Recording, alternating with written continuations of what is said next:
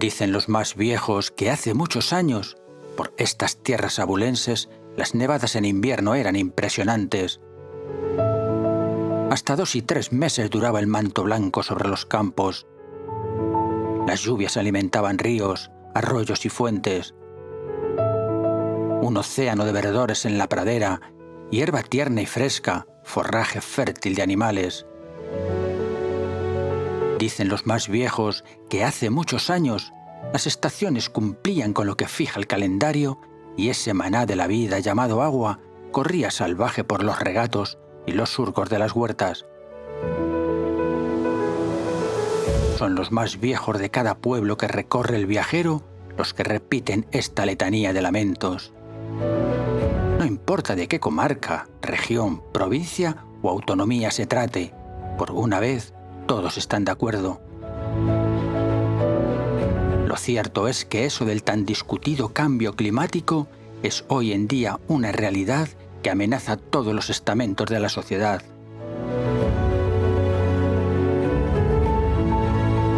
El viajero deja las estribaciones de la Sierra de Gredos, localidades turísticas como Hoyos del Espino, y se interna por la carretera 510, por la que poco a poco el paisaje se va transformando. La plataforma de Gredos, esos pueblos colgados de la ladera como Navacepeda de Tormes, Barajas o Navarredonda de Gredos, van quedando atrás. Aparecen los paisajes de grandes dehesas, el color dorado de sus pastizales presenta sus credenciales ganaderas, vacas rubias y avileñas en el aprovechamiento extensivo de su producción. Las reflexiones del comienzo de este viaje se justifican en la sequedad de la tierra, escasez de agua, los arroyos están agotados. El río Alberche, protagonista fluvial de la comarca, añora mejores tiempos. Dicen que luego en el invierno goza de mayor caudal, eso sí, muy lejos del que recuerdan los más viejos del lugar. Más de la mitad de este territorio está protegido ambientalmente, formando parte del espacio natural de las sierras de la Paramera y de la Serrota.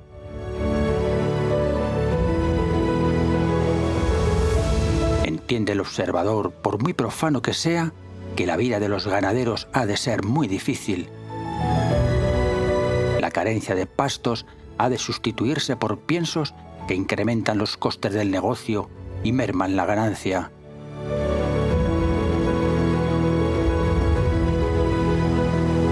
Acostado a un lado de la carretera, como si se tratara de una calle más, duerme el próximo destino del viajero. Garganta del Villar.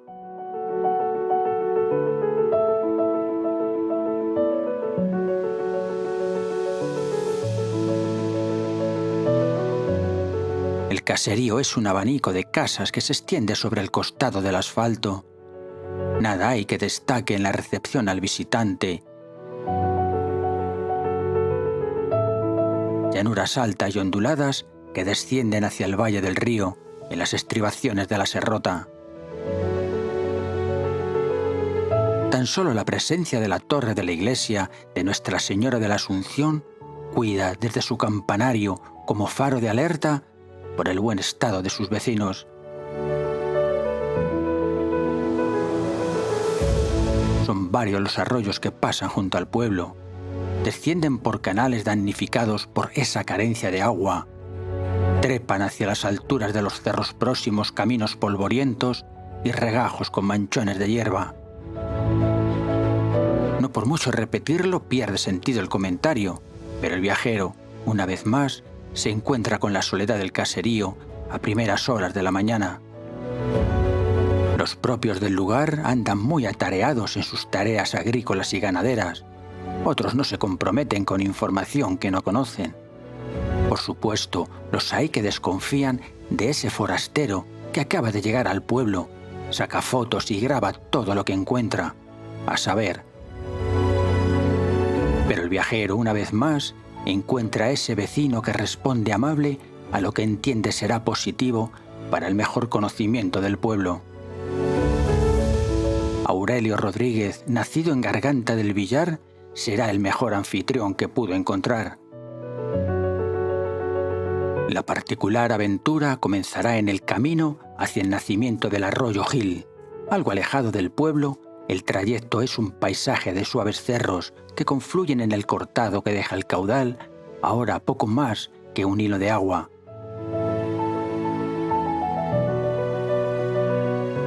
La barrera Piedra Quesada es una suave loma donde el arroyo inicia su corta asistencia.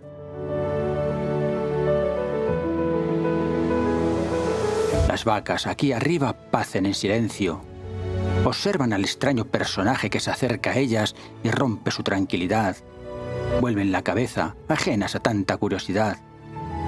No sucede lo mismo con Aurelio, que se integra entre ellas, conocedor como pocos de ese ganado tan generoso y que un día no muy lejano fue su medio de vida. Evocar aquellos tiempos es una llamada a la nostalgia. Aurelio, ¿qué recuerdo le trae a usted esta zona de cuando era un niño?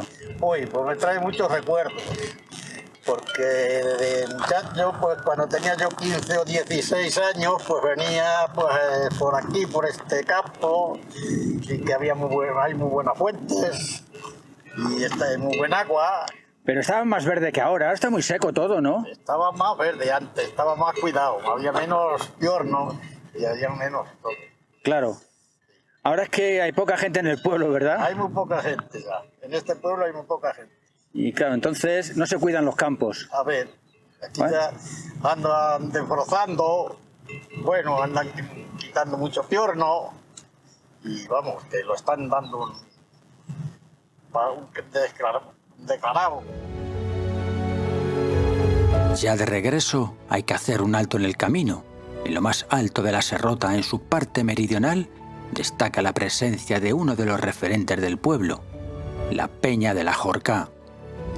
Se trata de una enorme roca apoyada en precario equilibrio sobre el suelo. Enclavada en su privilegiado lugar, es el testigo mudo de los avatares del pueblo, algo así como su logotipo. Casi en el pueblo sorprende la presencia de un gran estanque lleno de agua a rebosar. No cabe duda de cómo los vecinos saben gestionar el líquido elemento y su imprescindible uso para el riego de los huertos del entorno.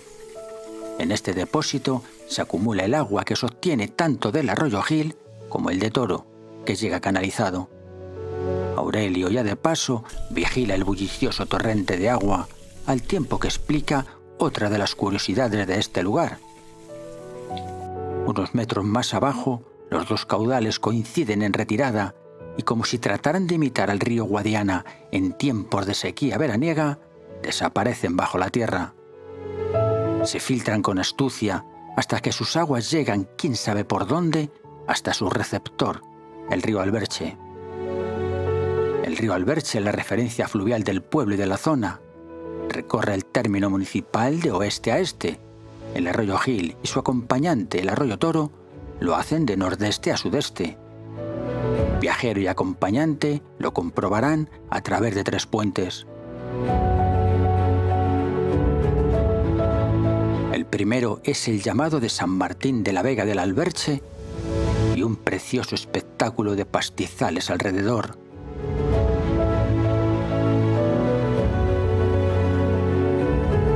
Las vacas, como siempre, fiscales mudos de esos curiosos. Raúl Redondo es vecino de Garganta del Villar.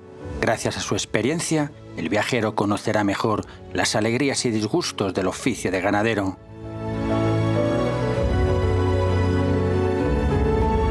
También sobre la misma carretera a la entrada del pueblo, el puente de la Barrera. Sobre el pretil de piedra, Aurelio observa con atención. Ya integrado en el caserío, el conocido como del Arenal, sobre un terreno tapizado de vegetación y la sombra de una tupida alameda. Sobre su cauce solo se ven las piedras.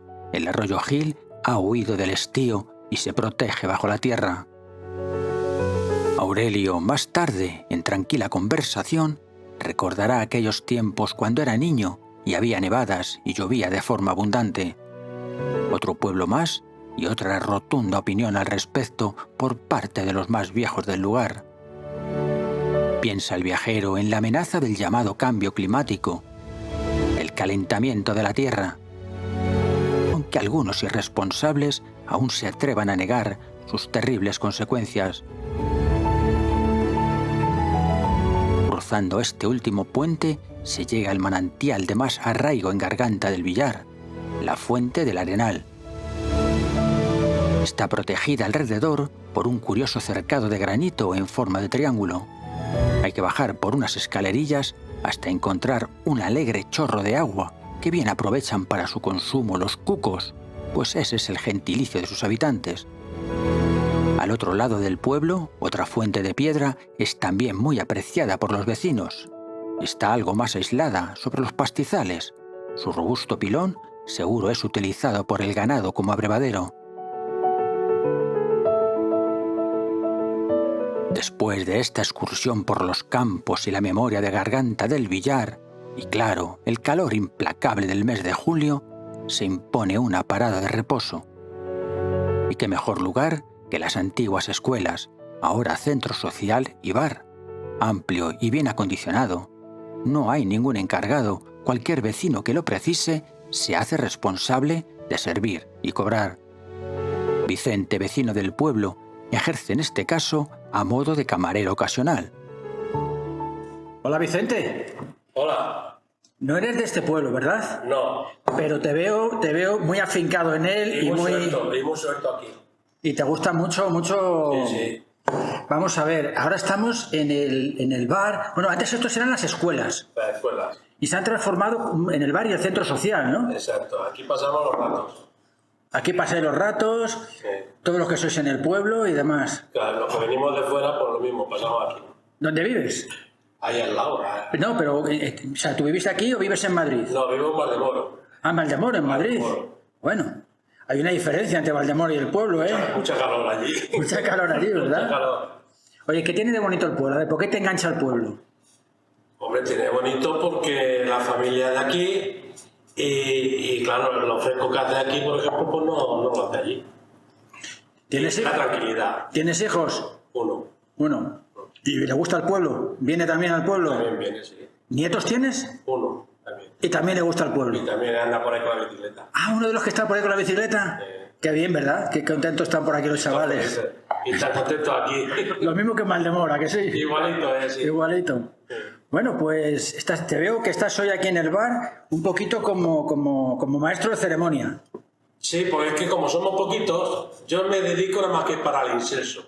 ¿Para el inserso? Para el inserso nada más. Cuando vienen los jóvenes te quitas. Cuando vienen los jóvenes yo me quito y ya se mete otro aquí. Bueno, Yo para el inserso. está muy bien servido, Vicente. Muy todo. bien. Garganta del Villar es una villa de origen medieval. Formó parte del sesmo de la Sierra de la Villa de Piedrahíta en el año 1442, integrada en Valdecorneja, señorío perteneciente desde el siglo XIV hasta el siglo XIX a los Álvarez de Toledo, duques de Alba.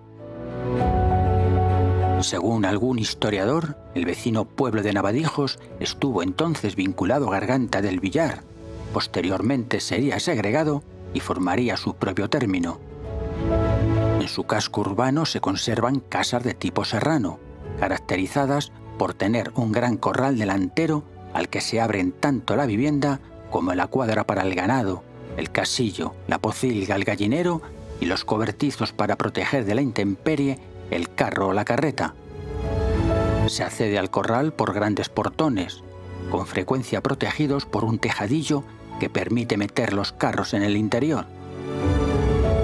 No en vano, Garganta del Villar es uno de los pueblos que integraron la llamada Cabaña Real de Carreteros desde su creación por los Reyes Católicos en 1497, lo cual supuso el relanzamiento de la economía española como elemento dinamizador del transporte por carretera a lo largo y ancho de la geografía nacional. Además de otros beneficios, la pertenencia a esta cabaña supuso para los cucos la exención del servicio militar.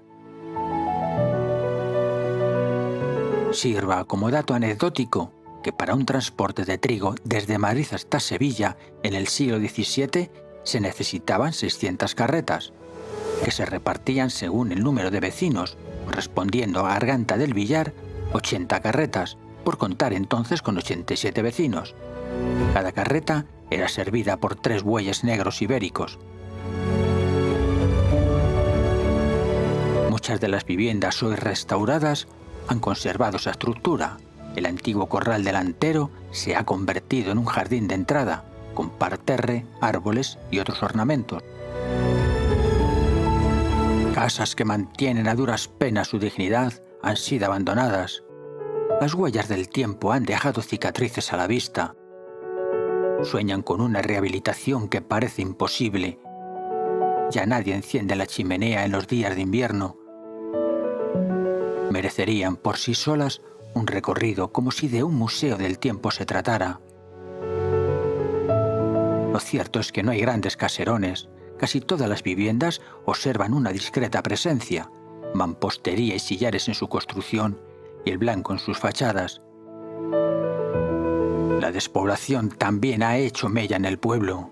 En el censo de Floridablanca, en 1787, la población era de 223 habitantes. Según el diccionario de Madoff, en 1849 sumaban 178 almas. Y así, hasta el año 2021, que ha descendido hasta los 42 habitantes censados. Uno de los acontecimientos históricos que ha quedado grabado en la memoria colectiva es el terrible incendio del pueblo en el año 1467, pues se quemaron 59 casas y un hospital que había en el pueblo. Toda la aldea quedó destruida. Los concejos de Villa y Tierra de Piedrahíta destinaron para la reconstrucción del pueblo del señor de Valdecorneja, duque de Alba, la cantidad de 12.100 maravedíes. Sin lugar a dudas, el edificio más destacado de la localidad es la iglesia de Nuestra Señora de la Asunción del siglo XVI. La primera impresión es que resulta demasiado grande para un pueblo tan pequeño. Un templo donde se combinan con gran equilibrio la torre, el cuerpo de las 3 naves y la cabecera. Pero una iglesia de estas características y con tantos elementos a mencionar exige también de una gran información. Y la mejor guía que podría encontrar el viajero es Lola González, cuca de nacimiento y experta en los tesoros de este recinto. El atrio está rodeado de un cercado de piedra. Dentro un crucero de piedra y algunos árboles. La puerta de entrada está precedida por un pórtico de columnas. Adosada a la cabecera y centrada, se eleva la torre del campanario, de planta rectangular con 2 cuerpos. Se accede a ella desde el exterior por una escalera de granito que conduce a una pequeña puerta a media altura de la torre. En el altar mayor destaca un retablo de principios del siglo XVII con estructura barroca y repetición de motivos renacentistas. En la hornacina central se aprecia una Virgen Niña de pequeñas dimensiones, gran delicadeza y de gran valor. En la parte izquierda reposa la imagen de un santo, que dice la leyenda fue regalado por el vecino pueblo de Navadijos cuando Garganta del Villar se quemó en 1467 y no quedaron ni los santos. Eso sí, a cambio de una cañada, llamada, como no, Cañada del Santo. Sobre el muro, el llamado Cristo Chico, el que espera a los difuntos en los entierros. El retablo del Cristo de la Veracruz o Cristo Verde. Antiguamente, dice Lola, le sacaban los vecinos cuando reclamaban la lluvia para sus campos. El retablo de la Virgen del Rosario está acompañado de varias pinturas que representan la adoración de los magos, Santa Lucía, San Martín y el nacimiento. La Virgen de la Asunción es la patrona del pueblo. Las fiestas se celebran el día 15 de agosto cuando la sacan en procesión. Luego, el día 16, sale junto con San Roque. Cuentan que las fiestas son muy concurridas. Un retablo considerado de gran valor se encuentra en el lado izquierdo de la nave. En el centro reposa la imagen de San Roque, que estaba en la ermita y al que han tenido que trasladar a la iglesia debido a su deterioro causado por los roedores. No pasan desapercibidas dos pinturas a ambos lados de este retablo. Aparecieron cuando su restauración. Dicen que representan la figura de los dos mecenas, señor y señora, que financiaron este retablo.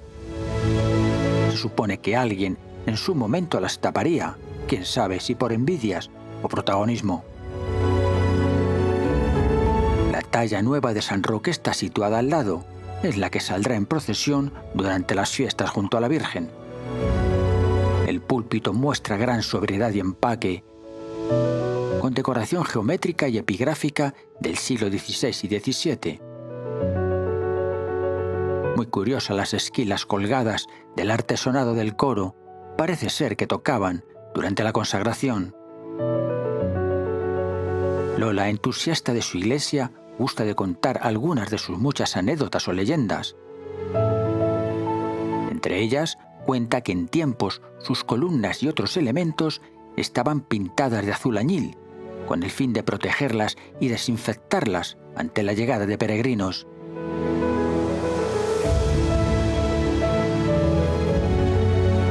El viajero, por unos momentos, se imagina y traslada tiempo atrás y visualiza ese añil ambiental. Después de su restauración, recobrarían su color original. El antiguo confesionario también contiene su propia historia, eso sí, rodeada de un cierto misterio. Grabado sobre la madera, tiene una serie de símbolos, parece ser originales de los dominicos, que durante un tiempo estuvieron por esta zona. Estos grabados supuestamente dominicos se repiten grabados en el púlpito. También en la clave central de la bóveda, así como en otros lugares de la iglesia. La pila bautismal, de gran tamaño para las dimensiones del pueblo. Otra talla que merece atención es la dedicada a San Jacinto. El viajero, cargado de experiencias religiosas, dedica un último vistazo a las nervaduras de su bóveda estrellada.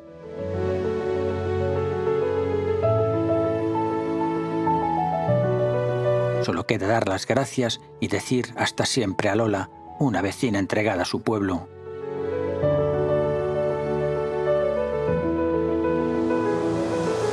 Aún quedan lugares en Garganta del Villar que merecen visita y ser mencionados. La caída de la tarde, cuando el sol apaga su bravura, es el momento de ver la ermita de San Roque. Su figura principal, ya se ha dicho, reside en la iglesia.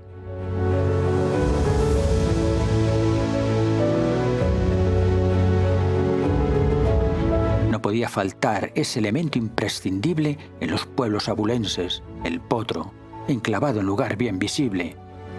El pequeño edificio del ayuntamiento, levantado en ladrillo visto, desentona un poco con el resto. A la entrada del pueblo, un cobertizo donde se guardaban en tiempos los carros. Y el conocido como árbol de la tía Lucinda, un chopo de reconocido prestigio, como un monolito aislado en mitad de los pastos.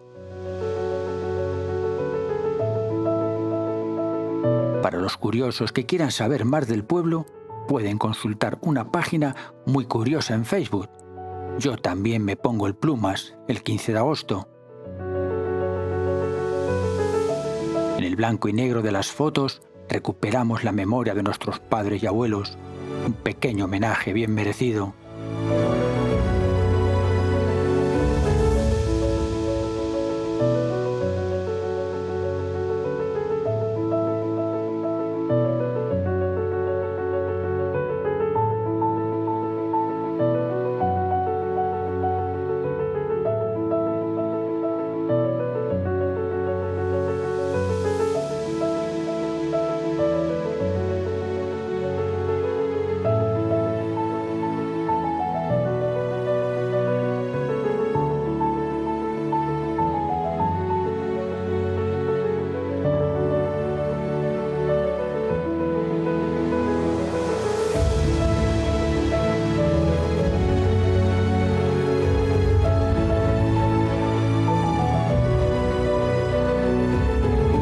Ya va siendo hora de decir adiós, hasta siempre, a Garganta del Villar.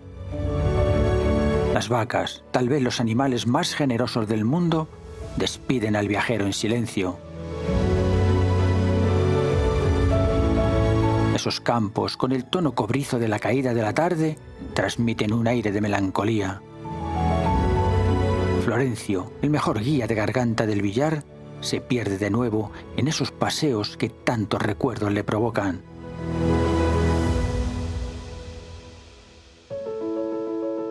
El viajero continúa su camino.